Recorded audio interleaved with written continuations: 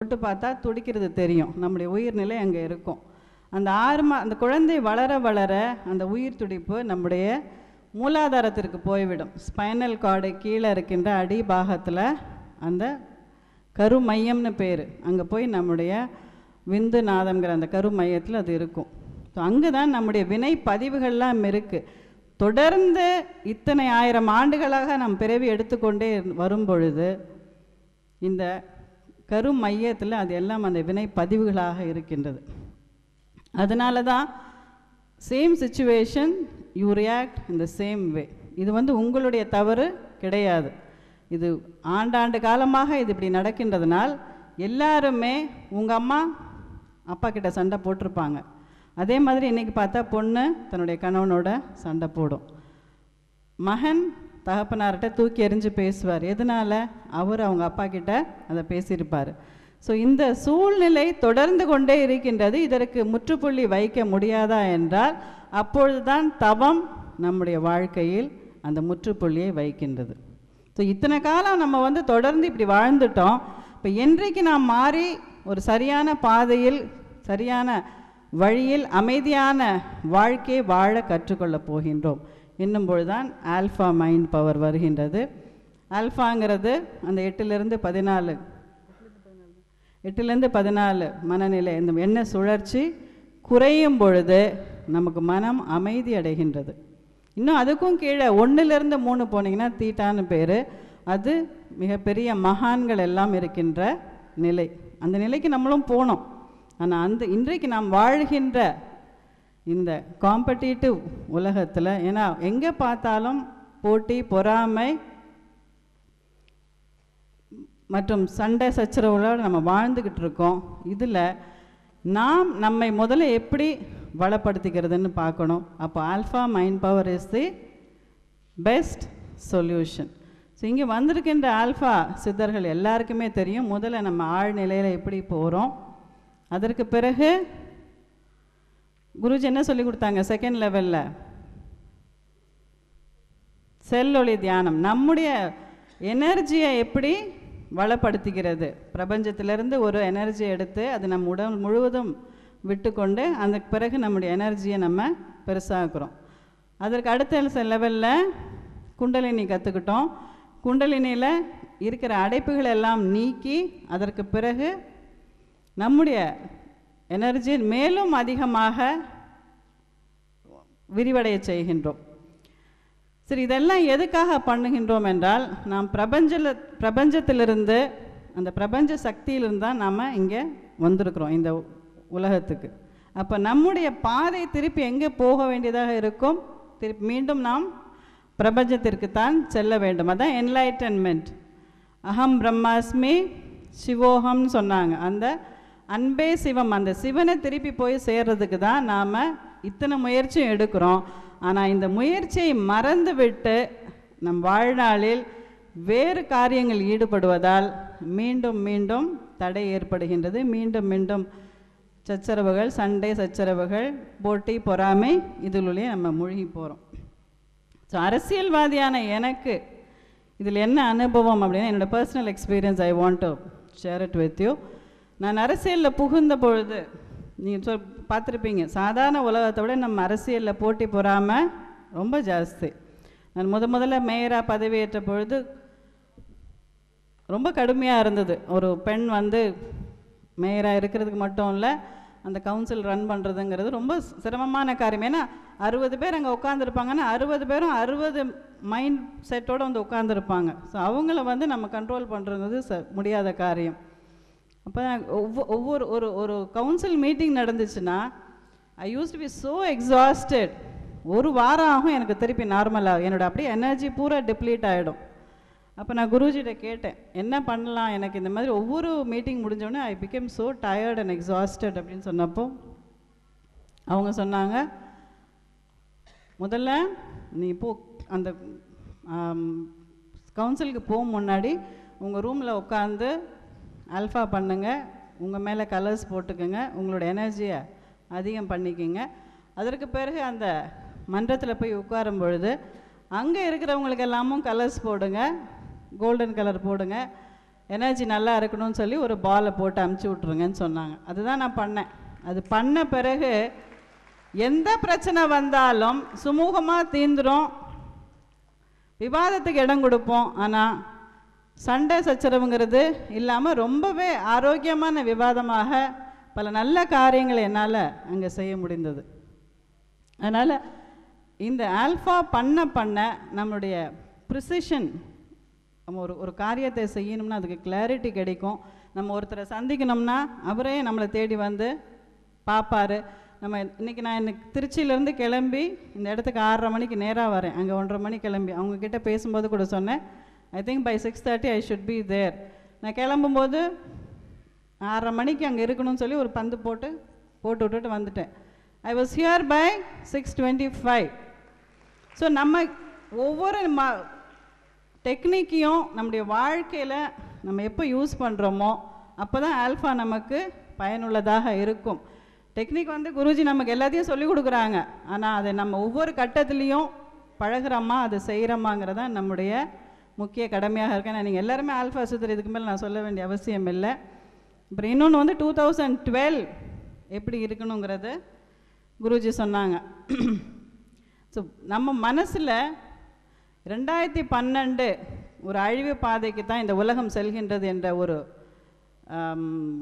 எண்ணத்தை இந்த மீடியா, தொலைக்காட்சி, இப்படி பத்திரிக்கை எல்லாமே கிளப்பி விட்டாச்சு. 2012ன்னு ஒரு படம் வந்தது, திருப்பி பார்த்து எத்தனை பேர் பார்த்தீங்கன்னு தெரியல. ஹெச்பிஓலையும் ஸ்டார் மூவிலையும் 2012 பிறக்கிற வரைக்கும் ஒரு 4 தடவை போட்டிருப்பான் அந்த படத்தை. அந்த மாதிரி அது வந்து உலகமே அழிந்து புதுசாக ஒரு ஜென்ரேஷன் உருவாகிற மாதிரி காட்டுறாங்க. ஸோ அந்த மாதிரி உண்டா அப்படிங்கிற ஒரு எண்ணத்தில் தான் இன்றைக்கி எல்லோரும் பயத்தில் இருக்கிறோம். ஆனால் உலகம் எப்பயுமே அழிய போகிறது கிடையாது. குருஜி சொன்ன மாதிரி உலகத்தில் தீய சக்திகள் தான் அழிய போகின்றன. ஸோ தீய சக்திகள் அழிந்து 2012 உலகம் பிரேமமயமாக, அன்புமயமாக மாறப்போகின்றது என்பதற்குத்தான் இந்த தவத்தை நாம் செய்கின்றோம். தீயனவெல்லாம் கழிந்து நல்லவை நடக்கும். ஸோ அதுக்கு நம்ம என்ன பண்ணணும், நம்மளை எக்விப் பண்ணிக்கணும், நம்மளை தயார் பண்ணிக்கணும். அப்போது குருஜி சொன்ன மாதிரி இந்த நாடு, இந்த உலக பூமி உருண்டைங்கிறது நல்ல எனர்ஜியோடு இருக்குன்னு நம்ம மெடிடேட் பண்ணுறோம். அதற்கு பிறகு நம்முடைய நாடு நல்லா இருக்குன்னு மெடிடேட் பண்ணுறோம். அதற்கு பிறகு நம்முடைய நகரம், சென்னை நகரம் சுத்தமானதாகவும் அழகானதாகவும் இருக்கும் என்று மெடிடேட் பண்ணுறோம். அப்புறம் நம்ம வீடு, அப்புறம் இப்போ நம்மங்கிறது நம்முடைய ஆன்மா. அந்த ஆன்மா மிக அழகாகவும் மிக அமைதியாகவும் இருந்தால்தான் நமக்குள்ளே அமைதி இருந்தால் தான் உலகத்தில் அமைதி வரும். ஆகையினால இந்த மெடிடேஷனை நீங்கள் குருஜி சொன்ன மாதிரி தொடர்ந்து செய்யுங்க. ஸோ வருகின்ற காலம் 2012 பிரேமமயமான ஒரு காலம். ஒரே ஒரு சித்தர் வாக்கை மட்டும் சொல்லி என்னுடைய பேச்சை முடிக்கிறேன். சினம் அடங்க கற்றாலும் சித்தி எல்லாம் பெற்றாலும் மனம் அடங்க கல்லாருக்கு வாய் ஏன் பராபரமே என்று ஒரு சித்தர் சொல்கின்றார். சினம் அடங்க கற்றாலும், சினத்தை அடக்க கற்றுக்கொண்டாலும், சினத்தை அடக்கின பிறகுதான் சித்தி கிடைக்கும். சித்தி எல்லாம் பெற்றாலும் மனம் அடங்க கல்லாருக்கு, மனதை அடக்குகின்ற அந்த திறமையை கல்லாதவருக்கு வாய் ஏன் பராபரமே. ஸோ நம்ம மனதை, எண்ணங்கள் விரிந்து கிடக்கின்ற அந்த எண்ணத்தை மனம் என்ற அந்த ஒரு நிலையில் அடக்குகின்றோம். அது எப்படி அடக்குறோம்? நம்முடைய ஆல்ஃபா மைண்ட் பவர்னால். ஸோ ஆல்ஃபா பண்ண உங்களுக்குள்ள அமைதி வரும், உங்களுக்குள்ளே தெளிவு வரும், உங்களுக்குள்ளே இன்னும் அதிகமான அன்பு, பிரேமை, பிரியம், நமக்கு சுற்றி இருக்கிறவங்கள ரிலேஷன்ஷிப் எல்லாம் நல்லா ஆகும். இப்படி ஆகும் பொழுது 2012 என்ன வருகின்ற காலம் பொற்காலம். நம்முடைய இளைஞர்கள், நம்முடைய இளைய தலைமுறைக்கு ஒரு சிறந்த எதிர்காலத்தை நம்மால் இட்டு செல்ல முடியும். ஏன்னா இயற்கை சீற்றங்களை நாம் பார்த்து கொண்டே இருக்கின்றோம். அதனால் நமக்கு நிறைய பயம் இருக்குது. அந்த பயத்தையெல்லாம் நம்ம என்ன மனசில் பயம் இருக்குதோ அதுதான் நமக்கு வெளியில் காட்சியாக வரும். அப்போ ஆல்ஃபா போய் நம்ம நல்ல காட்சிகளை கண்டால் நல்ல காஸ் அண்ட் எஃபெக்ட் தான், நல்ல முடிவுகள், நம்ம நல்ல ரிசல்ட் கிடைக்கும். அதனால் எல்லாருமே இந்த 2012 சிறப்பாக வாழ வேண்டும். அதாவது ஒரு குருஜி, நல்ல குருஜி கிடைக்கணுங்கிறது வந்து வாழ்க்கையில் நம்ம மெடிடேட் பண்ணால் மட்டும்தான் கிடைக்க முடியும். இன்றைக்கு அது போன்ற ஒரு நல்ல குருஜி உங்களுக்கு கிடைச்சிருக்கிறாங்க. அண்ட் அவங்க அவங்கள பற்றி நான் சில வார்த்தைகள் சொல்லணும். இந்த மெடிடேஷன் எல்லாமே அவங்க தன்னுடைய வாழ்க்கையில் தான் கற்றுக்கிட்டு அதை பண்ணி பார்த்து அதற்கான ஒரு தியரியை ரெடி பண்ணி அதற்கான ஒரு சீடியை ரெடி பண்ணி அதற்கு பிறகு தான் நம்மளை அந்த மெடிடேஷன் கூட்டிகிட்டு போகிறாங்க. இப்போ அந்த அந்த கிளாஸில் வகுப்பில் நம்ம அந்த மெடிடேஷன் அவங்களோட சேர்ந்து பண்ணும்போது நீங்கள் எல்லாருமே உணர்ந்துருப்பீங்க. ரொம்ப நல்ல நிலையில் நம்ம எப்போவுமே இருப்போம். அதனால தான் எல்லாருமே ரிப்பீட் கிளாஸ்லாம் நிறைய போகிறோம். அப்படி தன்னுடைய வாழ்க்கையில் உணர்ந்ததை தான் மட்டுமே வைத்து கொள்ளாமல் பிறருக்கும் அளிக்க வேண்டும் என்ற எண்ணம் ரொம்ப சில பேருக்கு தான் வரும். அது நம்முடைய குருஜி ஒரு பெரிய சர்வீஸாகவே பண்ணிகிட்ருக்கிறாங்க. அவர்களும் இந்த 2012 அவர்களுடைய பணி சிறக்க வேண்டும். அவர்களுக்கு நாம் என்றென்றும் துணையாக நிற்போம் என்று கூறி என்னோட அந்த மகரிஷியோட புத்தகத்தை அவர்களுக்கு இந்த நேரத்தில் நான் காணிக்கையாக வழங்கி விடைபெறுகின்றேன். நன்றி, வணக்கம்.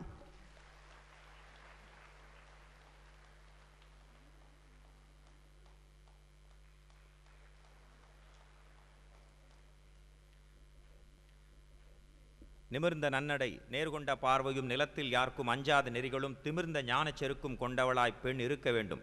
ஒரு சமுதாயத்தில் ஆண் அவங்களோட கல்வி அந்த ஆணுக்கு மட்டும்தான் பயன்படும். ஆனால் ஒரு பெண் கற்ற கல்வி அந்த பெண்ணுக்கு மட்டும் இல்லாமல் அந்த குடும்பத்துக்கு மட்டும் இல்லாமல் அந்த சமுதாயத்துக்கு மட்டும் இல்லாமல் அந்த நாட்டுக்கே பயன்படும். இந்த அற்புதமான ஆல்ஃபா மைண்ட் பவர் இந்த தியான கல்வியை கற்று நமக்கெல்லாம் ஒரு முன்னோடியாக சொன்னாங்க. அன்பே சிவம்னு ஆரம்பத்திலேயே ஆரம்பித்தாங்க. ஆனால் அன்பு நாட்டில் குறைஞ்சிட்டு இருக்கா மாதிரி ஃபீலிங் இருக்குது. இதுக்கு ஆல்ஃபா மைண்ட் பவர் எந்த அளவுக்கு முக்கியமான விஷயம். மனசில் இருக்கிற அன்பை வெளிப்படுத்த, மனசில் அன்பை உருவாக்க. ஒரு கோயிலில் கண் தெரியாத குருடர்கள் 2 பேர் அவங்க தண்ணி குடிக்கிறதுக்காக அந்த டேப்பை திறக்க முடியாமல் தவிச்சிட்ருக்காங்க. அப்போ ஒரு குரங்கு வந்து அந்த டேப்பை திறந்து விடுது. அதுக்கு இருக்கிற அந்த மனிதாபிமானம் மனிதர்களுக்கு குறைஞ்சிட்டு வருது. சுப்ரீம் கோர்ட் ஒரு ஆர்டர் போடுது, ரோட்டில் ஆக்சிடெண்ட் ஆகி அடிப்பட்டவங்கள நீங்கள் தாராளமாக கொண்டு போய் ஹாஸ்பிட்டலில் சேர்க்கலாம், போலீஸ் என்கொயரி எதுவும் வராது அப்படின்னு. ஒரு ரோட்டில் அடிபட்டு கிடக்கிற நம்மளோட நண்பருக்கு உதவி செய்யறதுக்கு கூட சுப்ரீம் கோர்ட் ஒரு ஆர்டர் போட்டு நமக்கு நம்பிக்கையும் அந்த உதவி செய்யணுன்ற மனப்பான்மையும் தூண்ட வேண்டி இருக்கிற இந்த காலகட்டத்தில் ஆல்ஃபா மைண்ட் பவர் அந்த அற்புத சக்தி மூலமாக அன்புன்ற அந்த அதீத சக்தியை தூண்ட வைக்கக்கூடிய கலைன்னு ரொம்ப அற்புதமாக சொன்னாங்க. நிச்சயமாக இல்லறம் தவம் நாங்கள் அன்பே சிவம் நாங்கள். அடுத்து இல்லறம் தான் ஒரு தவம். இல்லறம் மாதிரி ஒரு இனிமையான தவத்தை நம்ம வேற எந்த விஷயத்திலையும் உருவாக்கவே முடியாது. அன்பும் அறனும் உடைத்தாயின் இல்வாழ்க்கை பண்பும் பயனும் அது. இல்லறத்தோட பேஸே அன்பும் அறனும், அந்த ஒழுக்கமும் அன்பும். ஏன்னா நம்ம குடும்பத்தில் கற்றுக்கிறது தான் சொசைட்டியில் வந்து ரிஃப்ளெக்ட் பண்ணி காட்டுவோம். ஸோ இல்லறத்தில் இருந்தே இந்த அற்புதமான ஆல்ஃபா மைண்ட் பவர் என்றும் இந்த தவத்தை நம்ம வந்து கற்றுக்கிட்டு மற்றவங்களுக்கும் பரப்பி நம்ம நாமே மகிழ்ச்சி கடலை திளைக்க முடியும் அப்படின்னு ரொம்ப அற்புதமாக சொல்லியிருக்காங்க. 6 அறிவு மனிதர் நம்மெல்லாம். ஆனால் நமக்கு 7ஆம் அறிவுன்னு ஒன்று இருக்குது. அதுதான் ஆல்ஃபா மைண்ட் பவர். அந்த 7ஆம் அறிவு எனும் இந்த அற்புதமான கலையை ஆல்ஃபா மைண்ட் பவர் இதை பற்றி பேசுறதுக்காக மதிப்பிற்குரிய டாக்டர் மார்லின் மொரைஸ் இங்கே வராங்க. குருநானக் காலேஜோட பிரின்சிபல். ஓகே, கூச்சமாக இருக்கிறது. Please forgive me for that. Because if I want to speak from my heart, I can only speak in the medium I have studied. So I'll speak in English, but very simple English at that. And I'm 100% sure that, as he mentioned, Mr. Kamaraj's speech was appreciated in a state where they did not know Tamil. I'm sure in our hearts we will all follow what we've been hearing here. You've heard it in Tamil, I'll say it in English, but please bear with me for the switch over from one language to the other. Good evening, Dr. Pantayan. It's my pleasure indeed to have been invited for this annual meeting. I hear from now it's the 12th New Year celebrations. What a unique way to bring in the New Year. If you look at all the billboards, if you take up the newspapers, there are so many ways of celebrating the New Year. I only wonder how people have made so much efforts to organize dance programs, music programs, raffles, draws, lucky prizes, New Year sales, everything. But unique is today's celebrations of the New Year. And I'm very happy to be part of it. I've been listening to our speakers very carefully. I'm a great admirer of Dr. Chokkalingam. I think he's in the wrong profession. And the beautiful way in which he spoke. But let me tell you, because that word doctor, and he's a cardiologist, renowned cardiologist, I'm sure all of you listened to him spellbound. If the same thing had been told by one of us, surely you would not take it. And he's also assured you to test your hearts, and he's given you the results before it. What a confident man he is.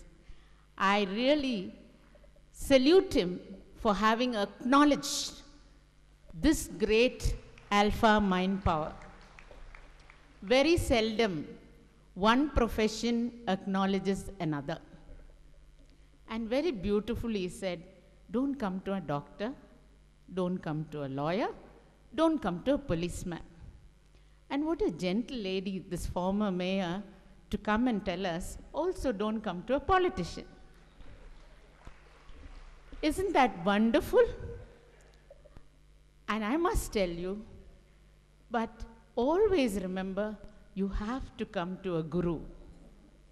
Whatever be your age, I was just looking at this audience.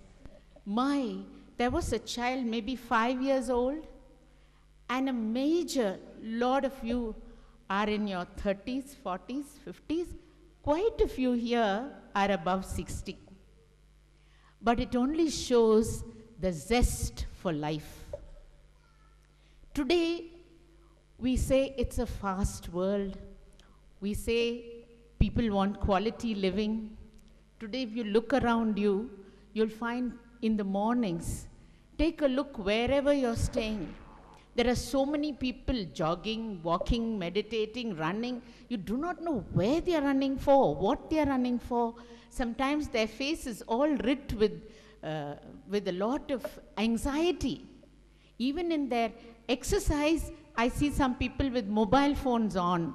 I wonder, what are they doing? You know, they detach the physical self and the mental self. I'm saying exactly what I've seen, because in Guru Nanak College, we have a beautiful walking path, and we have several people coming to us with requests to walk. And I have observed a lot of walkers. But looking at me, you know, I'm not a walker myself, but still, I've seen these people, and I've seen people, you know, they're so worried, they're so anxious. Very few enjoy the walking. Then they think that this is the answer to all your remedies. My doctors told me walk for half an hour. So my feet walk, my mind does not. Now, that is not what is needed. I disagree with Dr. Chokkalingam in one small way. He said exercise is a must. But normally, when we think of exercise, it's only the physical exercise. And alpha mind power tells you, your mind has to be exercised. And I think that is very important. If all these runners and joggers, I'll tell you, there are so many people who've had a heart attack when they were jogging.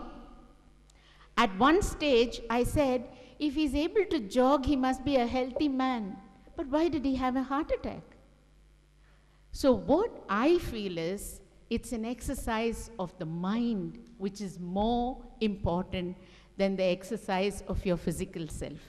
I'm not giving excuses for those who are lazy to spring themselves out of bed and take a walk. Not at all. It is important. It is definitely important. But what is more important is the mind and how you exercise the mind. Any person here, whether he's a 5-year-old child or a 50-year-old man or a 70-year-old person, let me tell you, the peace and happiness and the positive thinking you get from training your mind, the results of it is immeasurable. Whatever you do, wherever you are, practice this mind power which you have learned. Those of you who have not experienced it, I suggest you go for a session. I know there are several seniors here who have gone through all the sessions but are here because of the vibration with their Guruji and to want to start this 2012 with this meditation. But if there's anybody who's not gone, please go. Because I have attended it myself. Believe me, and it has helped me a lot in my day-to-day work. It integrates with my work, as Dr. Chokalingam says, enjoy your work and you will do it well. Believe me, just for the sake of statistics, I would like to share, ours is a college with about 4,500 students and about 400 staff members. I'm the first woman principal. As I told you, I don't take credit for it because it was initially a men's college. But administering it is no easy job. You know, when we have 3 teachers, we'll have 4 opinions. But as our mayor just now said, when I sit for a council meeting, I do this meditation. It has become part of my daily routine. And I'm able to see things very, very dispassionately. I have no strong enemies, no strong friends. Improving